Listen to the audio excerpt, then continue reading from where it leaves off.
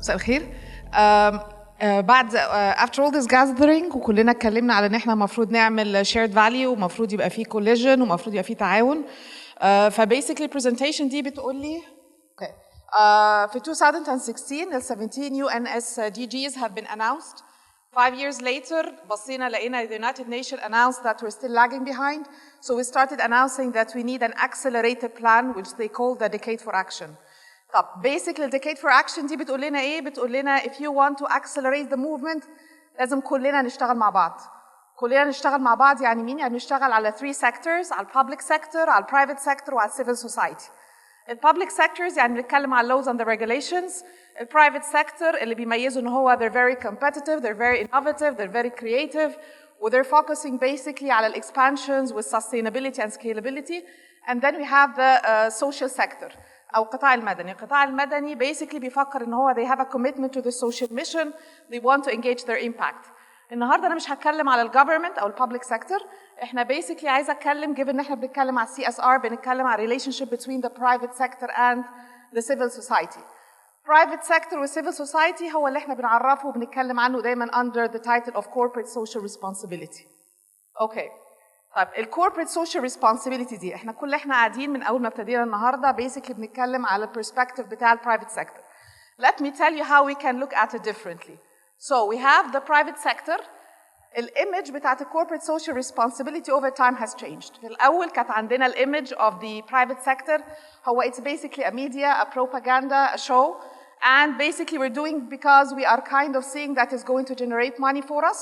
We do not really care about getting this balance, but over time we realized that we're part of this environment. فابتدينا نركز إن هي lifetime goal بنبص على environmental sustainability and so on. And then, sorry, okay. فبقى ال private sector basically بيحاول يبص على sweet spots. There's a sweet spot between اللي بيعملوا social sector بس احنا عايزين نعمل الحاجات اللي civil society بيعملوا بس بتجيب فلوس as well. So we started looking at this part that comes in the middle which is creating shared value. وابتدينا نعمله for different reasons. So sometimes we say because it's kind of a marketing it's going to generate money. في ناس قالت لا اصلا I do not live in vacuum, we live as part of the society so we need to get integrated into our society. Some people are doing it for the show, we have to have some kind of political existence. And sometimes we have really pure reasons. We are doing it for an ethical reason. Yet, ابتدت الفكرة تتطور كمان وكمان فابتدينا نفكر لا we're not just doing practices. ابتدت titles جديدة تطلع لنا فطلعت لنا حاجة جديدة اسمها purpose mindset. ابتدت الكومبانيز نفسها big companies, something like companies like Microsoft for example, companies like Mars, they decided they want to share their experience. هم عملوا ايه وغيروا المجتمع ده ازاي؟ So purpose mindset was established by Microsoft. وابتدت تطلع عندنا very nice initiatives that I'm going to elaborate on. So this is for example an initiative between Mars and University of Oxford. ابتدوا يعلموا الناس ازاي نعمل CSR. Okay. Now this is the side of the private sector ده اللي دايما بنتكلم عليه. طب خلينا نبص للcivil society. This is our partner. البارتنر ده بيعمل ايه؟ We say that the civil society, I believe that the civil society is the one who's doing the real work. احنا بنحط استراتيجي، احنا عايزين نinvest في ايه، احنا عايزين نعمل ايه. And then the core hassle of the people who do the real job is the civil society. These are the people who know what the real problems are. These are the people who know and understand who our subjects is. فابتدينا نديهم ايه؟ ابتدينا نديهم charity, ابتدينا نديهم donations, we started supporting their cause and so on. Fact of the matter, ابتدينا نتطور كمان. فابتدينا we started realizing that those people like the Mr. Amr was saying they're not just a burden, they're probably an opportunity. فابتدى concepts جديدة تطلع عندنا اسمها market creating innovation. إن إحنا بقينا نبص دول لل lower community and the underprivileged. دول probably they sound to be like a good market for us. So we started making goods to satisfy their needs. فابتدينا نعمل حاجات customized. ابتدينا نطلع micro loans and micro programs, حاجات for small SMEs, and these are called the market creating innovation. طب هل الوضع ده غير الدور of the civil society? All the conferences, probably the one that we're events we're attending, are focusing on the role of the private sector. الحاجات دي كويسة للprivate sector. الprivate sector بيتطور ازاي. Let's exchange our experiences. بس nobody is looking really into the civil sector. منظمات المجتمع المدني دول بيعملوا ايه؟ Unfortunately, when we look into the NGOs, we realize that there are very big problems وفي جزء منها البرايفت سيكتور هو السبب فيها. One of the very first things is that معظم الحاجات ما ان احنا بنقول ان احنا هنتعاون مع ال civil society بس we give them in the form of charity, we give them in form of a donation, بنديهم حاجات بتخليهم على طول revolving into the same loop. We're giving them the money, but we're not giving them the knowledge. We're not giving them the experience. يعني with the exception perhaps with one of the cases that was elaborated, the case بتاع جوهينا for instance, اللي ابتدينا نطور الناس اللي هتبتدي تعمل معانا من الأول, so we started giving voice to those people. So this very limited financial returns مخلية civil society على طول into the loop. اللي هو احنا على طول we are always taking donations, we're always taking charity and so on. عشان الموضوع يصعب كمان وكمان, الcivil society لازم يحاول يبهر الprivate sectors because they need their donations. So rather than in the previous panel هنا احنا عايزين نتكلم على collaboration between the private sector, we rarely see collaboration between the civil society. And why is that? Because each one of them بيحاول يرضي الprivate sector, بيحاول يرضيه, بيحاول يوريه أنا أحسن. So eventually what happens is that the gap still remains. In addition to this, احنا عمرنا ما لقينا civil society and community بيتعامل مع بعض. So let me ask you again. احنا من شوية كنا بنقول ان احنا عندنا private sector وعندنا civil society and they are partners. But the question is, are they really partners? Unfortunately, this is what we do. We try to say that we are equal partners, but the fact of the matter is we're not really equal partners. Partners يعني عاملين زي الشركة في الجواز كده. احنا الاثنين واقفين على I understand that each one of us has their strength and weakness, بس احنا تات أتات قد بعض زي بعض. Unfortunately, we are not. For me, what I think is when we're talking about partnership يعني بنتكلم على كذا حاجة. Win-win, احنا الاثنين زي بعض, انت بتستفيد وانا بستفيد. Check, this one exists. We are a network of value-adding partners. Yes, you have something and I have something. And finally, we are really exchanging our experience and knowledge. Are we really doing this? I don't think so. أنا ما شفتش حد قاعد على platform هنا. And part of it, they're saying, what are we going to do with the civil society?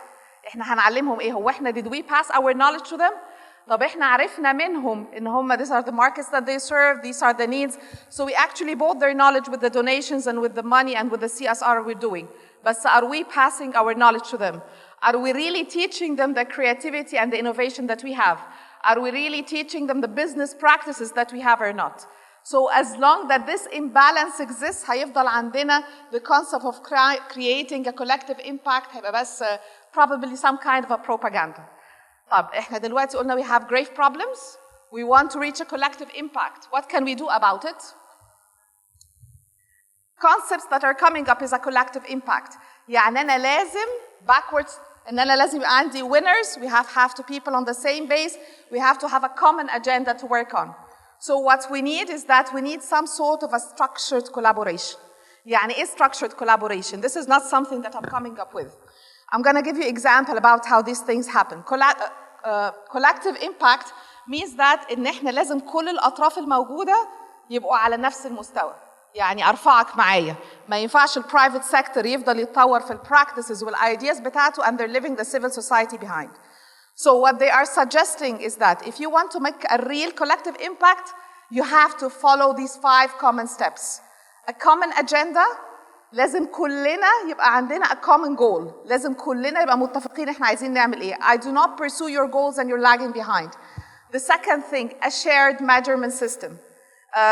Dr. Dina and Dr. May kindly, they showed us how the private sector is still struggling trying to measure the social impact. Back 5 or 6 years ago, I was studying my PhD in the UK. I was studying a social enterprise, Furniture Resource Center. This is one of the top-notch social enterprises in Liverpool. And amazingly, they had very highly sophisticated social measurement impacts. يعني بتطلع لهم periodicals and reports اللي الprivate sector مش عارفين يعملوا, لا, the civil society can really do it.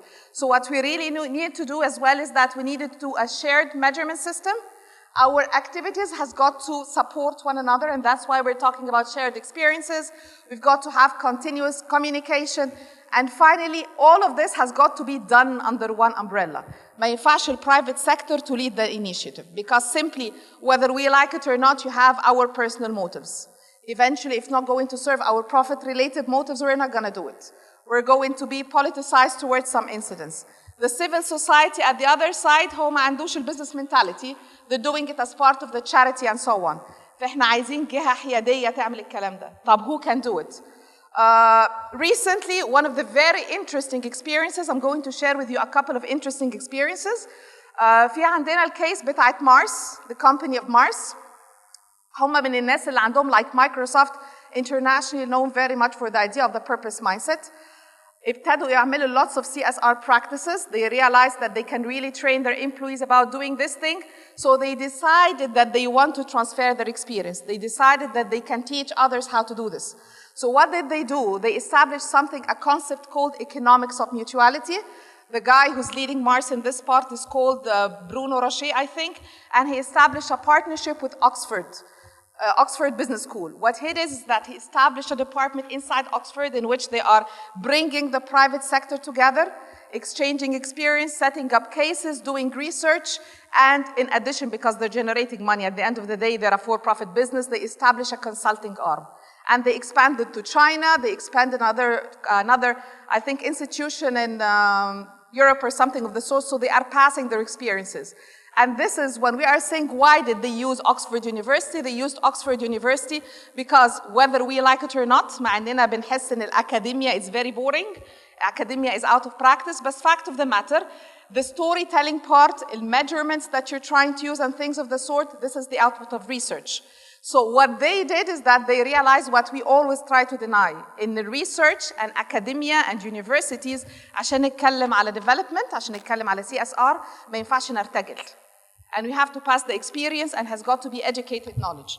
So on a few notes, there are a couple of things that I would like to mention. Another very good experience actually that we can do as well is something that has been done in India. They were saying that now enterprises, what we're doing rather than shifting from philanthropic and charity and things of the sort and short term, why don't we make some sort of a CSR fund?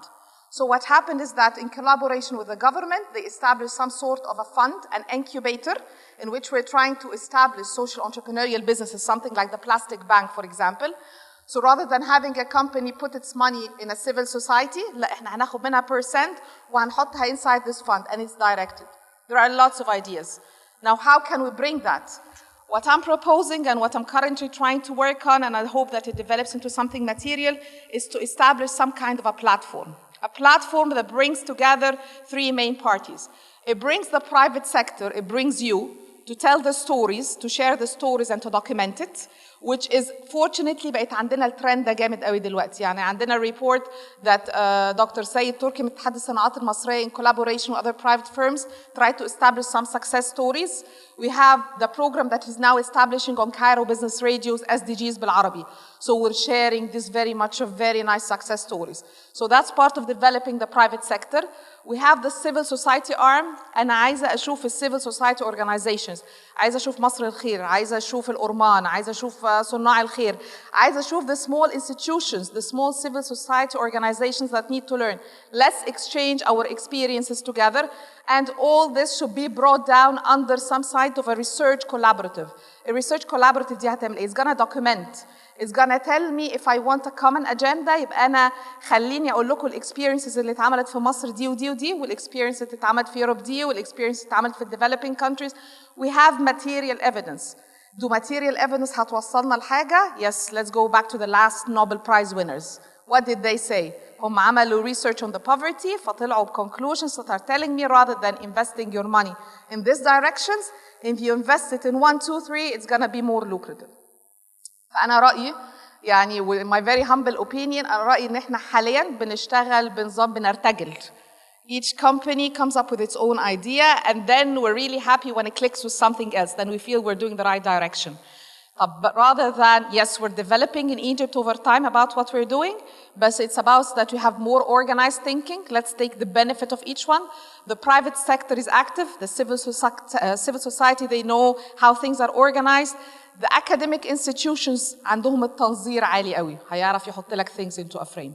And finally, we cannot deny that when you get a neutral sector, somebody like an academic institution, ده بيدي الموضوع a neutral factor, and in addition, you're creating new generations.